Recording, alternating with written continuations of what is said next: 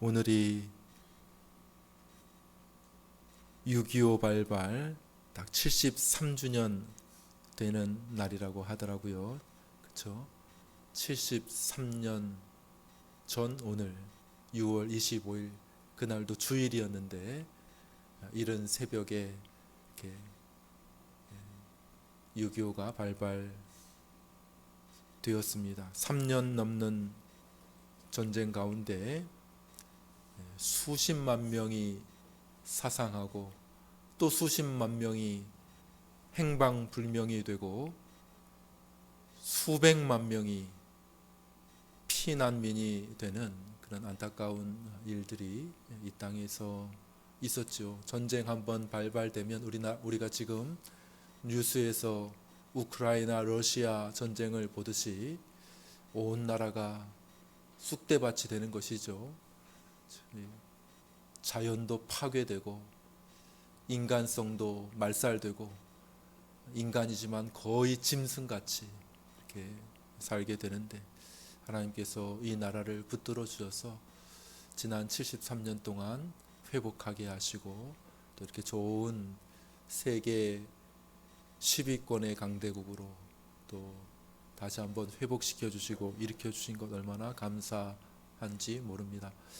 오늘 우리가 말씀을 살펴보며 하나님께서 만드신 이 자연과 인간이 얼마나 아름다운가 하는 것을 함께 생각해 보고 그 귀함과 가치에 대해서 한번 말씀을 통해 깨닫게 되기를 바랍니다. 시편을 살펴보고 있는데 우리가 한 장 한 장 150편을 다 살펴볼 수는 없고 그러면 뭐 한 편에 한 번씩만 설교한다 그래도 3년은 걸려야 될 것 아닙니까? 그죠? 150편이니까 그 중에 아주 뛰어난 몇몇 시편들을 먼저 한번 살펴보려고 합니다. 뭐 시편이 다 하나님의 말씀이니 다 영감되어 있는 하나님의 백성들에게 다 유익한 그런 말씀인 것은 맞겠지만 그 중에서도 아주 뛰어나고 아름다운 그런 사랑받는 그런 시편들이 몇몇 있죠. 예를 들어 시편 23편 제가 이렇게 보니까 12번 설교했더라고요. 제가 시편 23편 12번 모든 하나님의 백성들에게 참 사랑을 받았던 그런 시편들이 있는데 오늘 그 중에 한 편 시편 8편도 역시 아주 뛰어나고 아름다운 그런 시편이 되겠습니다.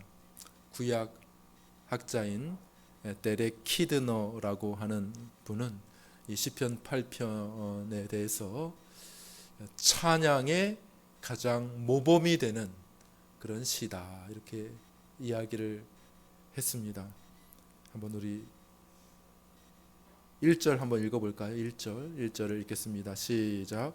여호와 우리 주여 주의 이름이 온 땅에 어찌 그리 아름다운지요 주의 영광이 하늘을 덮었나이다. 그리고 한번 마지막 절도 읽어볼까요? 9절 읽겠습니다. 시작.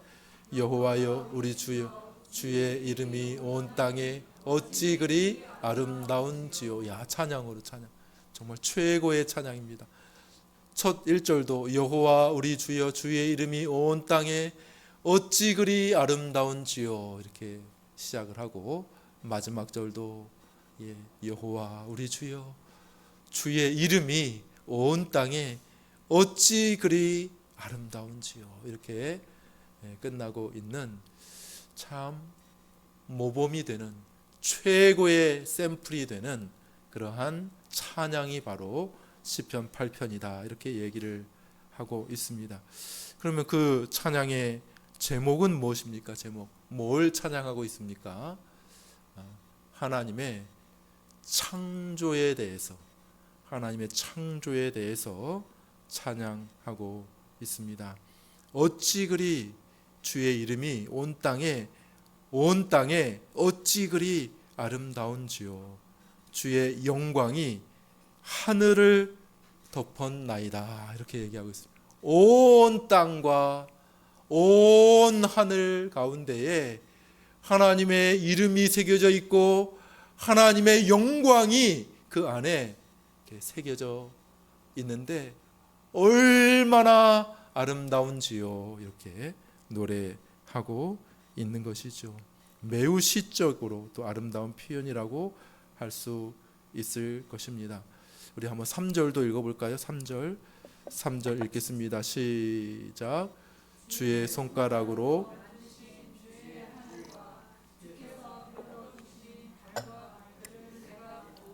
이걸 읽고 나서 어떤 분은 이상하다.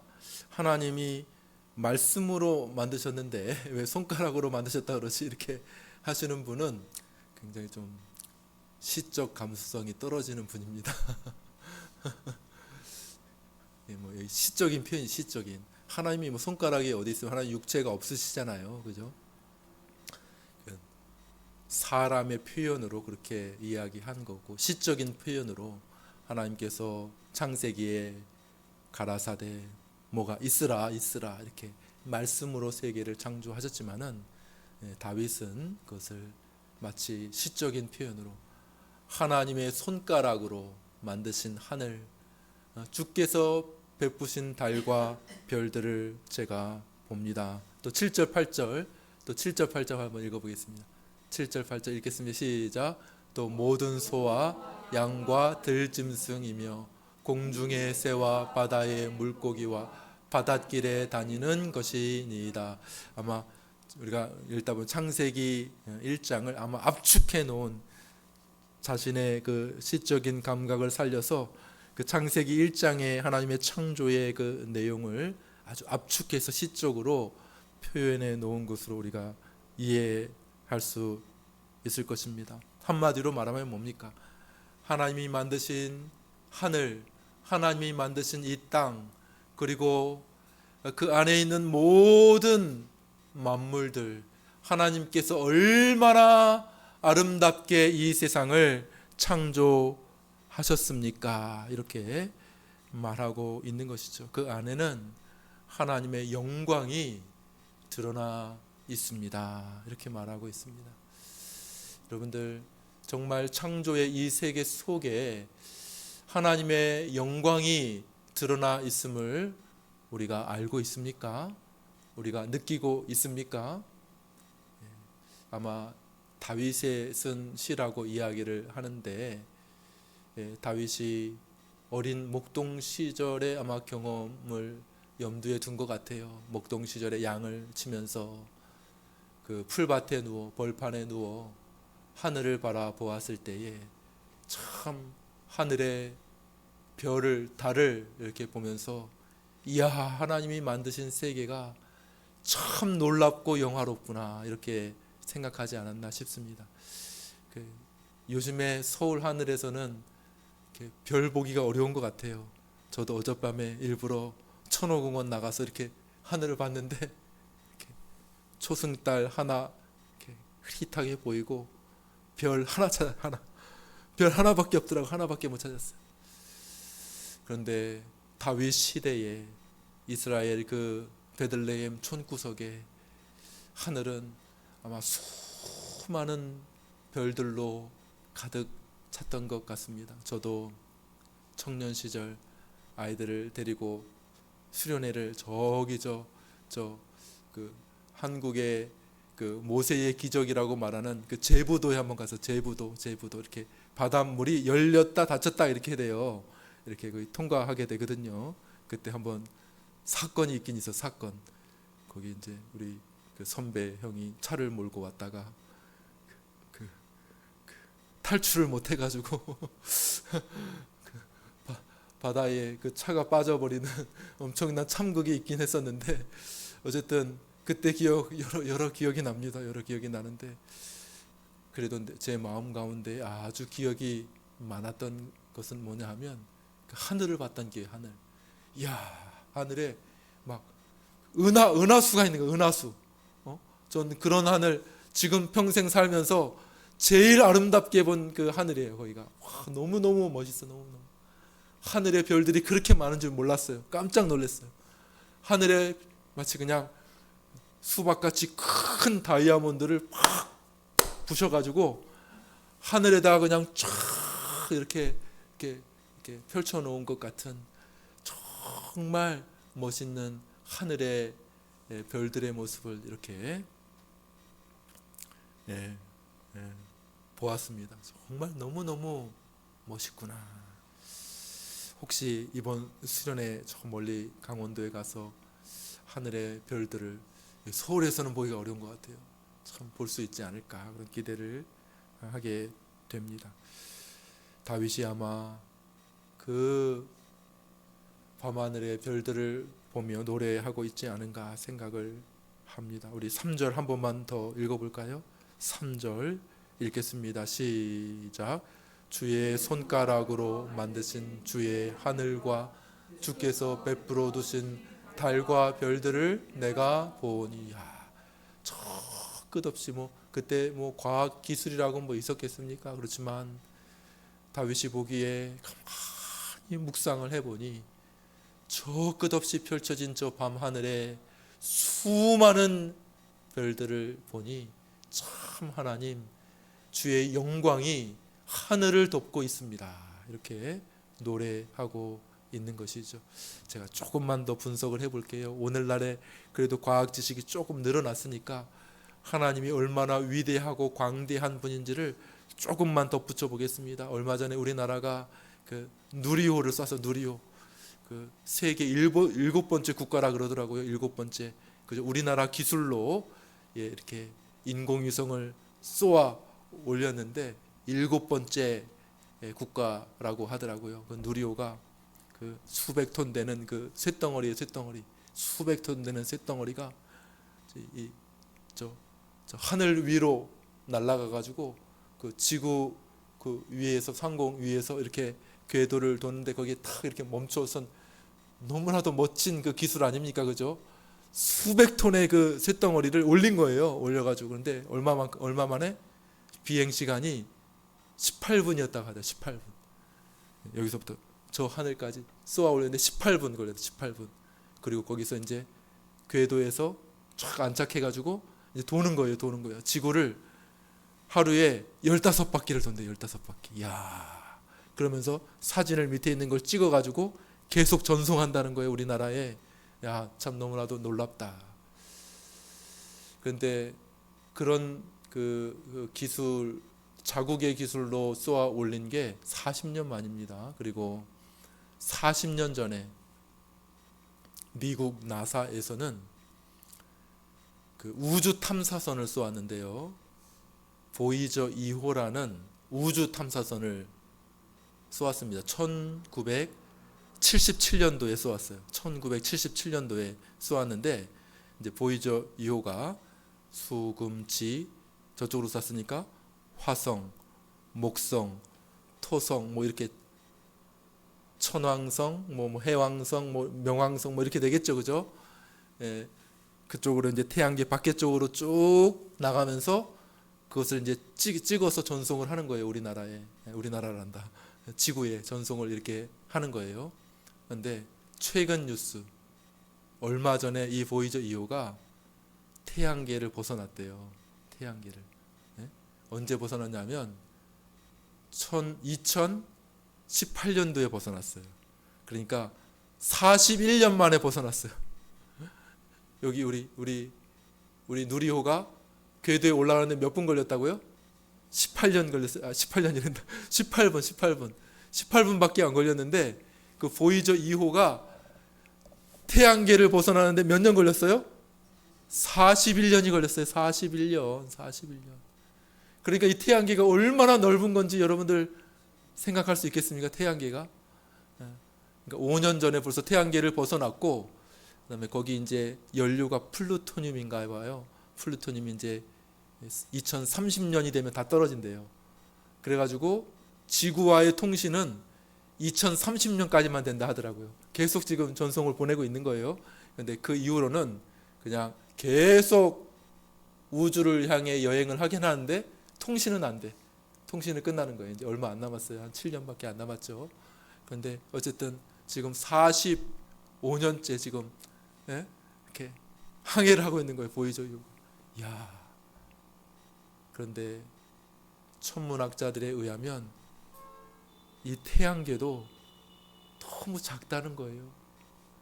이 은하계 넘어 우주까지 이렇게 펼쳐보게 되면 이 태양계는 정말 작은 시스템이라는 거예요. 예. 그러니까 그런데 생각해 보십시오, 여러분들. 그러면 이 우주라는 것은 얼마나 큰 거야? 여러분들 상상이 되십니까?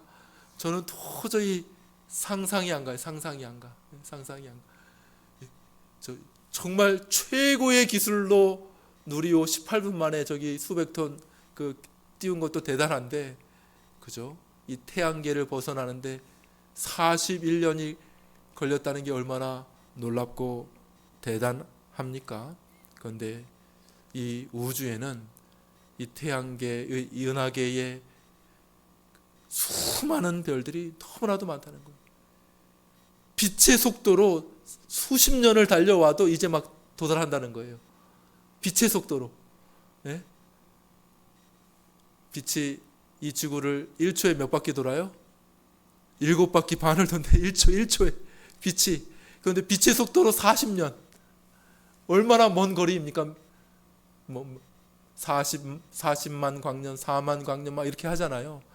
빛의 속도로 달렸는데도 그만큼 달릴 수 있는 우주는 얼마나 끝이 없는 것입니까? 그러니까 오늘날의 과학 지식을 조금 붙여서 하늘을 바라볼 때 여러분 어떻게 생각해야 될까요? 주의 달과 별들을 내가 보니 점점점. 이게 제가 보기에 여기 점점점 적어 놓으세요. 점점점. 거기 갑자기 할 말을 안 하고 있는 거예요. 여러분 3절 4절 다시 한번 읽어보겠습니다. 3절 4절 제 느낌은 그래요. 제 느낌. 3절 4절을 다시 한번 읽어보겠습니다. 시작. 주의 손가락으로 만드신 주의 하늘과 주께서 베풀어 두신 달과 별들을 내가 보니 사람이 무엇이관데 주께서 그를 생각하시며 인자가 무엇이기에 주께서 그를 돌보시나이까. 제가 가만히 생각할 때, 아니 주께서 베풀어 놓으신 그 달과 그 별들을 제가 보니, 말을 해야 되잖아요. 말을 봤는데 어쨌다고 그래야 될 것 같아요. 정말 놀랐습니다. 이렇게 이야기하든지 뭘 얘기를 해야 되는데 갑자기 사람 얘기를 해. 그러니까 제가 보기에 거기 점점점이 있어요. 점점점. 아무 말도 못한 거예요. 아무 말. 주께서 베풀어 놓으신 달과 별들을 제가 보니. 무슨 말을 할게 너무 놀라워서 무슨 말을 할 게 있겠습니까? 하나님 정말 위대하신 분이군요. 하나님 정말 광대하신 분이군요. 하나님 정말 높으신 분이군요. 이렇게 생각하지 않았는가 하는 것이죠. 다윗의 아들 솔로몬도 같은 것을 말하고 있습니다. 하나님의 영광에서 우리 열왕기상 8장 27절 말씀을 한번 보여주시겠습니다. 읽겠습니다. 같이 읽습니다. 시작. 하늘의 하늘이라도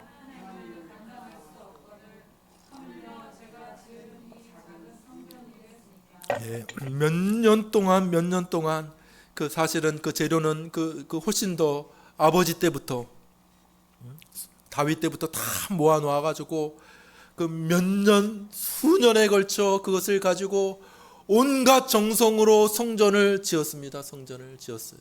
그러나 솔로몬이 뭐라고 말합니까? 하늘의 하늘이라도 하나님을 감당할 수 없겠거든. 제가 지은 이 작은 성전 어떻게 주를 감당할 수 있겠습니까? 솔로몬이 하나님의 영광에 대한 인식이 좀 있었던 것 같아요. 그죠? 솔로몬도 아주 똑똑하고 지혜로운 왕 아닙니까? 그러니까 다윗도 잘 모르지만은 과학적인 지식이 지금만큼 많았겠습니까? 그러나 하늘의 달과 별들을 보니 하나님, 하나님의 영광이 저 하늘을 덮었나이다. 저 끝없이 펼쳐진 저 수많은 별들을 보니 하나님 얼마나 위대한 분이신지 제가 감히 상상도 못하겠습니다. 이렇게 노래했다면 솔로몬도 같은 것을 말하고 있는 것이죠. 하나님이 얼마나 높고 위대한 분이신지, 하나님, 제가 만든, 물론 최선을 다해 정성을 다해 이 성전을 만들었지만 하늘의 하늘도 감당할 수 없는 그 하나님, 제가 지은 이 작은 성전이 하나님 앞에 무엇이겠습니까? 이렇게 말하고 있는 것이죠.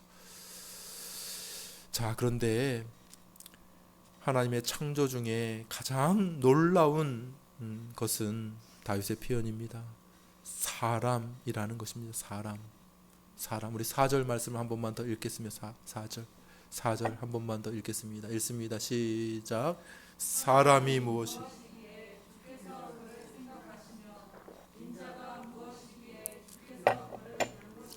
예, 갑자기 그 주제가 바뀌어요. 하늘과 그 별들을 이렇게 쫙 이렇게 보았는데 갑자기 사람으로 주제가 모아지게 됩니다. 야, 저 광대한 저 하늘에 저 우주와 저 달과 별과 저 하늘의 존재들에 비할 때 인간은 얼마나 작은가. 저 끝없이 펼쳐진 태양계와 우주 앞에 이 지구라는 이 세상은 그 우리가 정말 위대한 성취라고 말하는 그 보이저 2호 그 조그만 것은 정말 얼마나 작은가. 정말 똑똑한 사람들이 다 모여가지고 그냥 몇십 년에 걸쳐서 그냥 연구한 집약체가 보이저 2호고 그 전날 밤에도 밤새웠다 하더라고요. 그 똑똑한 수백 명의 박사들이 밤을 새워가지고 그 인공위성을 띄워놨는데 이 지구라고 하는 이 존재 자체가 너무나도 보잘것없고 그 안에 사는 인간이라고 하는 그 존재도 너무나도 보잘것없지만 그러나 놀라운 것은 하나님께서 어떻게 그를 생각하시며 인자가 무엇이기에 하나님께서 그를 돌보신단 말입니까? 이렇게 말하고 있는 것이죠. 여러분들 사람에 대해서 어떻게 이해하고 계십니까? 여러분들 사람에 대해서 여러분들이 사람에 대해서 가지고 있는 생각은 무엇입니까? 오늘날 정말 안타까운 것은 많은 사람들이 사람에 대해서 잘못 이해하고 있다는 것이죠. 단지 사람을 어떤 단백질, 지방, 어떤 무기질의 결합체로만 이해하는 사람들이 많이 있어요. 공산주의자들은 유물사관, 그래서 이 정신, 이 영혼 그런 거 믿지 않으니까 그러니까 사람 함부로 죽이는 것 아닙니까, 그죠? 동물하고 똑같아, 짐승하고 똑같이 보는 것이죠. 독일의 나치 인간을 비누 석장반 독가스실에 그냥 놓고 다 녹여가지고 태워가지고 비누 석장반 그것으로 생각한 것 아닙니까? 진화론자들, 일부 생물학자들 인간을 그냥 진화한 고등동물 정도로 이해하는 것 아닙니까? 원숭이랑 거의 다를 바 없고 조금 그냥 그 염색체 그 배열이 조금 달라져서 조금 더 나은 존재가 된 것으로 생각하지 않습니까? 많은 똑똑한 사람들, 이 땅을 살아가는 많은 사람들이 인간에 대한 인식이 그러하다는 것입니다. 그러나 인간을 바르게 이해하기 위해서는 우리가 창조의 틀 안에서만 바르게 인간을 이해할 수 있음을 여러분들이 믿으시기를 바랍니다. 그렇지 않으면 절대로 인간을 바르게 이해할 수 없는 것이죠. 우리를 만드신 분이 누구인가? 그분과 우리의 관계는 무엇인가? 그분은 우리를 이 땅의 다른 많은 피조물들과는 어떠한 관계로 만드셨는가 하는 것을 알아야 한다는 것이죠. 성경에 의하면 하나님은 사람을 아주 특별한 존재로 지으셨다고 말씀하고 있습니다. 저 우주의 광명체에 비해서는 너무 보잘것없고 작은 존재이지만은, 그러나 하나님께서 사람을 아주 특별하게 지으셨다는 거예요. 그래서 온 세상을 만드시고 제일 마지막 주인공은 언제 나타나요? 마지막에 나타나. 마지막 하나님께서 인간이 살 수 있는 모든 조건들을 다 만들어 놓으시고 마지막에 인간을 만드셨다는 게 참 중요한 것 아니겠습니까? 그리고 그에게 모든 특별한 권한을 부여해 주셨다고 말씀하고 있습니다. 다윗은 그것을 시적으로 이렇게 표현하고 있습니다. 우리 5절 6절을 한번 읽어보겠습니다. 5절 6절입니다. 읽습니다. 시작. 그를 하나님보다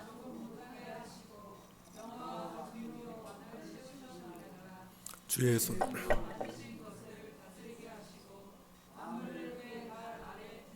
그걸 여기 창세기가 계속 반복이 되는 거죠. 요약하고 자기 나름대로 그것을 해석하고 시적으로 표현하고 있는 것입니다. 근데 여기 아주 중요한 구절이 나옵니다. 한번 따라해 볼까요? 그를 하나님보다 못하게 하시고. 이야, 이 참 놀라운 거예요. 이 얼마나 놀라운 표현인지 모릅니다. 사람을 누구하고 비교하고 있어요? 하나님과 비교하고. 우리의 비교 대상이 누구예요? 하나님이라는 거예요. 하나님. 여기 이렇게 표현하고 있잖아요. 사람을 짐승보다 조금 낮게 하시고, 이렇게 얘기하는 게 아니에요. 사람을 하나님보다 조금 못하게 하시고. 이야, 여기에 참 놀라운 것이 표현되어 있는 거예요. 놀라운 거. 사람을 보는 관점이 완전히 이 시대와는 다른 모습을 보여주고 있는 것이죠. 뭐요? 사람을 하나님보다 조금 못하게 하셨다. 사람의 비교의 대상이 하나님이라는 거예요. 하나님보다 조금 못하게 하셨다는 거예요. 그런데 이 땅은요, 이 땅의 많은 사람들은 어떻게 생각합니까? 인간을 누구하고 비교하고 있어요? 짐승들과 비교해. 짐승들. 야, 인간하고 비슷한 게 누구지? 아메바인가? 아메바? 인간하고 비슷한 게 누구지? 그래도 좀 똑똑한 개인가? 개가 좀 비슷한가? 아유, 그래도 좀 이렇게 좀 그래도 두 발로 조금 서서 다니는, 보통은 원숭이도 네 발로 다니지만은 그래도 가끔씩은 두 발을 떼고 좀 이렇게 재롱도 피울 수 있는, 원숭이가 비슷하구나, 원숭이. 이렇게 하면서 이 땅의 사람들은 자꾸 사람을 누구하고 비교해요? 이 땅에 있는 짐승들 가운데서 뭐랑 비슷한가 이렇게 찾고 있지 않습니까? 최근 몇 년 전에 그 아주 인기를 얻은 책이 있죠. 유발 하라리가 쓴 사피엔스라고 하는 그 책, 여러분들 혹시 보셨습니까? 사피엔스 이제 인간 종이 이제 사피엔스 아닙니까? 사피엔스. 그 사피엔스 그 책에 보면 인간은 뭐 별로 특별한 게 없다는 거예요. 그 책은. 인간이 별로 특별한 게 없다는 거예요. 다른 종들보다 더 약하고, 심지어 우리가 보통 이제 원시인이라고 말하는 그 네안데르탈인 그 종보다 별로 똑똑하지도 못하고 강하지도 못한 게 사피엔스라는 거예요. 사피엔스 종이라는 거예요. 그런데 어떻게 사피엔스가 이렇게 이 세계를 제패하게 되었는가? 그 책에 의하면, 그 책의 설명입니다. 사피엔스는 아주 특별한 능력이 있는데, 그 특별한 능력은 뭐냐면 뒷담화 능력이라는 거예요. 뒷담화. 사람들하고 그 뒷담화를 한다는 거예요. 그 뒷담화가 사람들을 굉장히 유기적으로 만든다는 거예요. 한번 뒷담화 해보셨어요? 그러면 굉장히 친해지잖아. 그죠?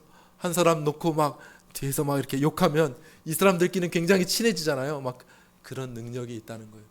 아마 좀 고상하게 표현하면 여론전이겠지. 여론전. 그죠? 여론전. 그러면 사람들이 막 10,000명도 20,000명도 막 힘을 모을 수 있다는 거예요. 뒷담화 능력이라는 거예요, 그게. 그래서 다른 모든 경쟁 종들을 물리치고 네안데르탈인도 물리치고, 그래서 사피엔스가 지금 이렇게 이 세상을 제패하게 됐다는 거예요. 흥미있죠? 재미있긴 한데 어쨌든 그 모든 것들이 뭡니까? 자꾸 우리를 이 땅에 있는 짐승들과 비교하고 있다는 것을 부인할 수가 없는 것이죠. 그렇죠? 모든 책이 마찬가지. 모든 책, 하나님을 떠난 모든 이 땅의 사람들의 주장이 뭡니까? 자꾸 우리의 시선을 어떻게 해요? 이 땅으로 끌어내려 이 땅과 비슷한 것이 무엇인가를 보게 한다는 것이죠. 그러나 성경은 뭐라고 말합니까? 성경은 뭐라고 말합니까? 다시 한번 따라해 볼까요? 그를 하나님보다 조금 못하게 하시고, 성경은 우리를 하나님께로 끌어올리고 있다는 거예요. 하나님과 비교하고 있습니다. 하나님을 바라보고 하나님을 추구하고 하나님을 닮아 살아가도록 우리를 지으셨다는 것이죠. 인간의 존재 목적이 그래요. 이 땅의 짐승들과 같은 존재가 아니라 하나님을 갈망하도록 우리를 지으셨다, 이렇게 말씀하고 있는 것입니다. 그러면은 이 땅에 대해서는 뭐라고 이야기합니까? 한번 6절 말씀을 다시 한번 읽어볼까요? 6절 말씀을 보여주십시오. 읽습니다. 시작.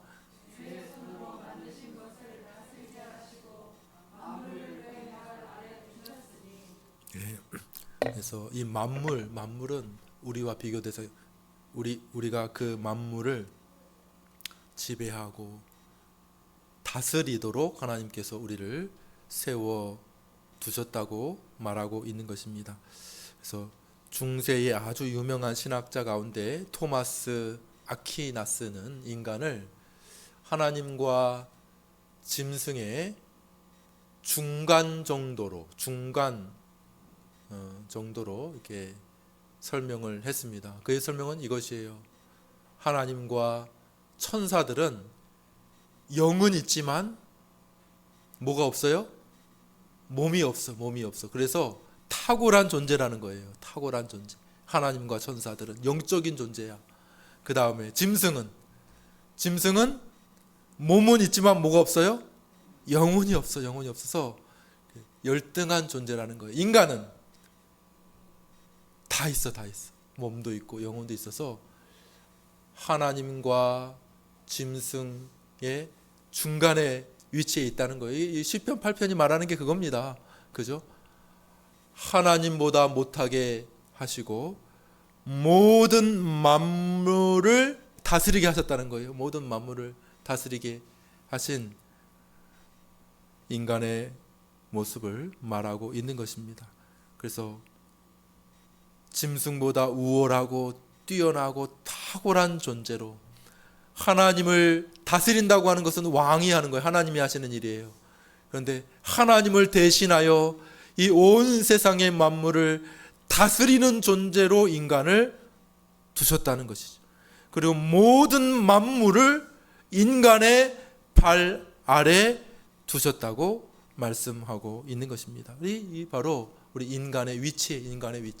창조의 틀 안에서 보는 인간의 위치는 뭐냐 하면, 저 진화론자들은 처음부터 발전 우연 해가지고 인간이 고등한 그런 존재가 되었다, 이렇게 말하고 있다면, 성경은 뭐라고 말합니까? 처음부터 하나님께서 인간을 하나님의 형상을 닮은, 하나님과 교제하는, 하나님을 대리하는 그런 귀하고 아름다운 존재로 만드셨다는 것을 믿으시기를 바랍니다. 그래서 성경의 관점이 아니고는 인간을 바르게 이해할 수 없어요. 여러분 스스로를 성경의 관점이 아니면은 바르게 이해할 수 없습니다. 여러분의 이웃들을 성경의 관점이 아니면은 바르게 이해하고 존중할 수가 없는 것이에요. 성경은 그렇게 인간에 대해서 말씀하고 있는 것이죠. 오 하나님, 사람이 무엇이간데 주께서 그를 생각하시며 인자가 무엇이기에 주께서 그를 돌보신단 말입니까? 우리가 보기에도 다른 짐승들보다 별로 나을 것이 없고 힘도 세지 못하고 우리보다 훨씬 강하고 몸집도 크고 빠르고 심지어 날기까지 하는 짐승들이 이 땅에 많은데 저 하늘에 저 광명체들은 얼마나 큽니까? 얼마나 큽니까? 정말 상상도 할 수 없는 그런 존재들이 많은데, 그런데 어떻게 하나님께서 우리 인간을 이렇게 보잘것, 내가 보기에도 내가 너무나도 부족해 보이는데, 그런데 어떻게 하나님께서 우리 인간을 이렇게 생각하시고 이렇게 세심하게 돌보신단 말입니까? 하나님 영광 받으시옵소서, 이렇게 말하고 있는 것이죠. 말씀을 맺겠습니다. 하나님께서 인간을 영화롭게 만드셨습니다. 영광과 존귀로 그에게 씌워 주셨습니다. 그러니까 인간을 그렇게 바라봐야 됩니다. 여러분들을 그렇게 스스로 인식하실 수 있어야 됩니다.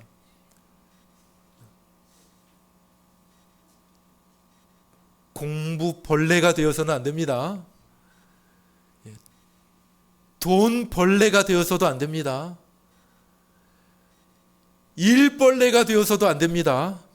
다 필요하죠. 공부도 열심히 해야 되고 돈도 열심히 벌어야 되고 일도 열심히 해야 되지만은 그것에 파묻혀서 나라는 존재, 하나님께서 원래 우리를 만드신 그 목적을 잊어서는 안 된다는 거예요.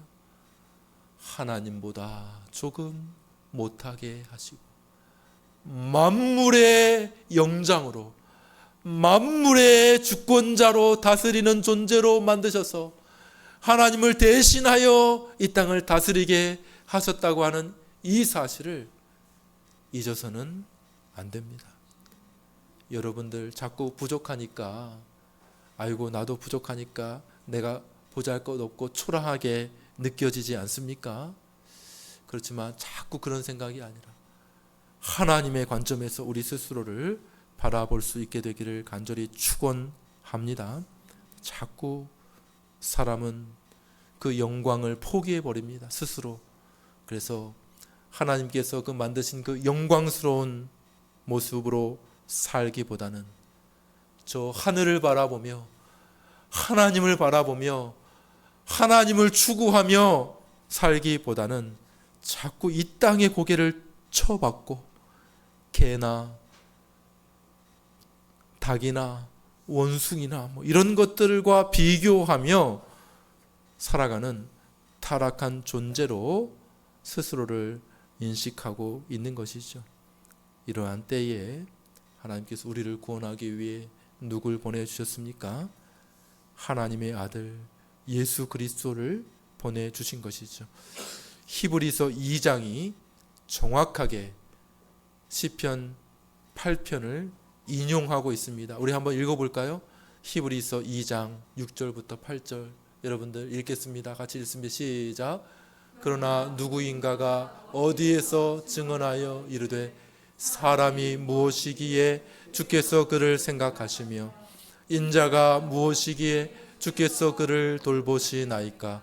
그를 잠시 동안 천사보다 못하게 하시며 영광과 존귀로 관을 씌우시며 만물을 그 발 아래에 복종하게 하셨느니라 하셨으니. 어디 누군가가 어디에서 증언하였다는데 어디입니까? 이제 알죠 우리가? 누가 증언했어요? 다윗이. 어디에서? 시편 8편에서. 시편 8편 우리가 그거 배웠잖아요. 정확하게 이것을 인용하고 있는데 여러분들 읽어보십시오. 히브리서 2장을 읽어보면 누구를 지칭하고 있는지를 알게 됩니다. 누구요? 우리 구주이신 예수 그리스도이신 것이죠. 그분이 원래 영광스러운 분이셨는데 우리를 위해 천사보다도 낮아진 존재로 이 땅에 임하셨다는 것입니다. 너희가 하도 짐승들처럼 살아가니, 너희가 하도 하나님을 바라보지 못하고 이 땅에 짐승인 것처럼 살아가니 하나님께서 다시 그 아들을 보내셔서, 그 아들이 하나님이신데 하나님의 영광 보좌를 잠시 접어두시고 이 땅에 천사보다 못한 존재는 아니죠. 그러나 인간을 입으셨다는 의미에서, 인간이 되셨다는 의미에서 천사보다 못한 존재로 낮아지셔서 우리를 대신하여 십자가에 죽으시고, 그래서 이 땅에서 우리를 구속하시고, 지금은 어디에 계시다는 겁니까? 지금은 하나님 보좌 우편에 영광스럽게 계시는 줄 믿으시기를 바랍니다. 그러므로 예수 그리스도를 깊이 생각하라. 히브리서 기자가 얘기하고 있는 거예요. 그러므로 예수를 깊이 생각하라. 너희가 누구인지, 너희가 어떤 존재인지, 너희가 무엇을 위해 살아가야 되는지를 알기 위해서는 예수 그리스도, 하나님이신 그분이 우리를 구원하기 위해 사람이 되시고 지금 다시 하나님 보좌 우편에 오르셨다가 다시 영광스럽게 이 땅에 내려오실 예수 그리스도를 깊이 생각하라. 공부하면서도 공부벌레가 되지 않는 비결, 예수 그리스도를 깊이 생각하는 것입니다. 돈을 벌면서도 돈 벌레로 떨어지지 않는 방법, 예수 그리스도를 깊이 생각하는 것이죠.